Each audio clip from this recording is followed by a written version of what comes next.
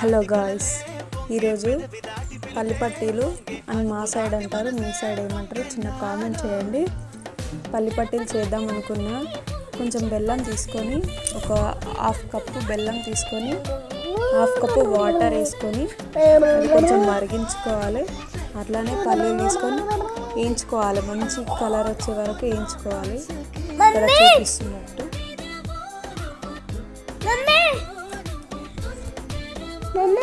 అవి కొంచెం బ్లాక్ అట్లా కావంగానే మనం తీసేసుకోవాలి. ఇక్కడ అవుతున్నాయి చూడండి, ఆ విధంగా.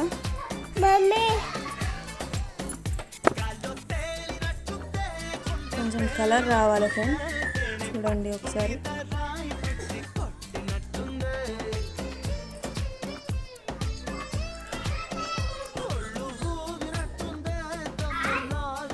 కలర్ వచ్చేసిన దాన్ని నేను కొంచెం చిదిమి దంచి, చాటలో దంచి ఇందులో వేసాను. ఒక్కదాన్నే ఉన్నా కాబట్టి వీడియో తీయడం కాలేదు.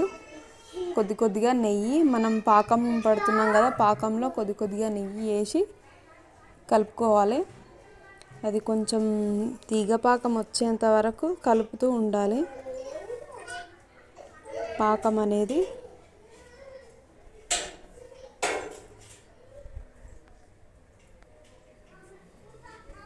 మంచి కలర్, మంచి ఫ్లేవర్ కోసం ఇలాచీ యాడ్ చేసుకుంటాం అంటే చేసుకోండి. ఏమైనా తప్పులు ఉంటే చిన్న కామెంట్ చేయండి.